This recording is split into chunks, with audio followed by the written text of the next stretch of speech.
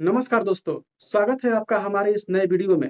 इस वीडियो में हम व्हाट्सएप कैलकुलेशन एंड साइंस का 20 क्वेश्चन देखेंगे, जिससे आपके एग्जाम में 6 क्वेश्चन जरूर आएंगे। जी हाँ, जरूर आएंगे। आपका 12 नंबर सिर्फ एक वीडियो से कंफर्म हो जाएगा। तो चलिए शुरू करते हैं बिना आपका टाइम वेस्ट किए। हमारा पहला क्वेश्चन है, कौन सा प्राधिकरण दरों के अनुसूची को प्रकाशित करता है? तो दोस्तों, सरकारी विभाग प्राधिकरण दरों के अनुसूची को प्रकाशित करता है, यानी कि डी नंबर आंसर हमारा बिल्कुल सही होगा। अगला क्वेश्चन है हमारा कि टेम्परिंग प्रक्रिया करते समय एक धातु के टुकड़े को 250 डिग्री सेल्सियस पर गर्म किया जाता है, तो उस धातु के टुकड़े का रंग क्या होगा? दोस्तों, उसका रंग भूरा हो जाता है, यानी कि बी नंबर आंसर हमारा बिल्कुल सही होगा। अगला क्वेश्चन है 3 नंबर। अगला क्वेश्चन है दोस्तों हमारा 3 नंबर। कह रहा है, लंबाई में परिवर्तन को किस संकेत से दर्शाया जाता है? तो दोस्तों, इसको डेल्टा एल यानी कि डी एल से दर्शाया जाता है, यानी कि बी नंबर ऑप्शन हमारा बिल्कुल सही होगा। अगला क्वेश्चन है 4 नंबर।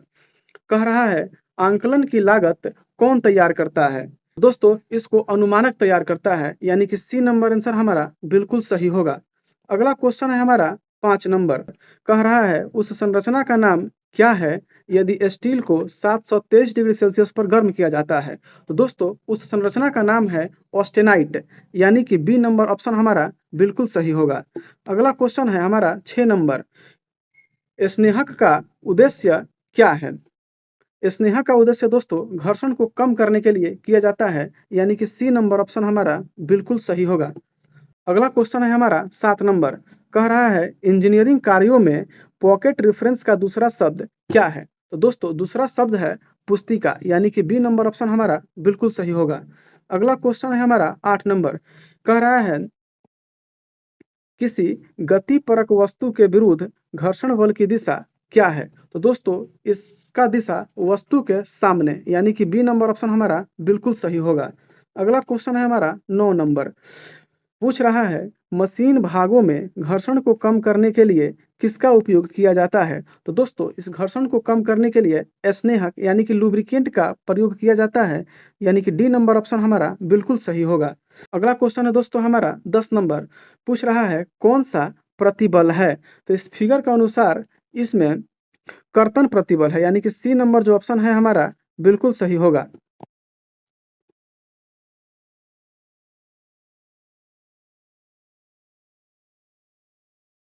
अगला क्वेश्चन है दोस्तों 10 नंबर। पूछ रहा है, कौन सा प्रतिबल है? अगला क्वेश्चन है दोस्तों 10 नंबर। पूछ रहा है, कौन सा प्रतिबल है? इस चित्र के अनुसार दोस्तों इसका प्रतिबल कर्तन प्रतिबल है, यानी कि सी नंबर जो ऑप्शन है ये बिल्कुल सही होगा। जो सी नंबर ऑप्शन है बिल्कुल सही होगा, कर्तन प्रतिबल। अगला क्वेश्चन है दोस्तों हमारा 11 नंबर।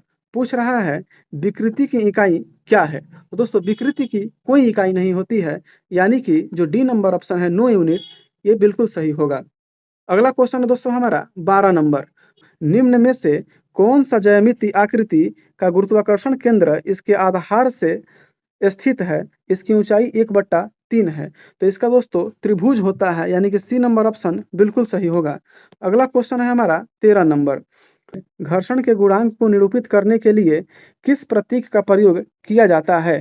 तो दोस्तों, घर्षण के गुणांक को निरूपित करने के लिए म्यू साइन का प्रयोग किया जाता है, यानी कि बी नंबर जो ऑप्शन है हमारा बिल्कुल सही होगा। अगला क्वेश्चन है हमारा 14 नंबर। पूछ रहा है, कौन सी लाइन को जया कहा जाता है? तो दोस्तों, जो ए बी है इसी लाइन को जया कहा जाता है, यानी कि जो हमारा बी नंबर ऑप्शन है ये बिल्कुल सही होगा। जो बी नंबर ऑप्शन है ये बिल्कुल सही होगा। अगला क्वेश्चन है दोस्तों हमारा 15 नंबर। पुस्तिका का नाम क्या है जिसमें विभिन्न दरों का संकेत दिया जाता है? तो दोस्तों, उसका नाम है मूल्य सूची, यानी कि डी नंबर ऑप्शन हमारा बिल्कुल सही होगा। अगला क्वेश्चन है 16 नंबर। पूछ रहा है कि एक वृत्त के गुरुत्वाकर्षण का केंद्र कहाँ स्थित है?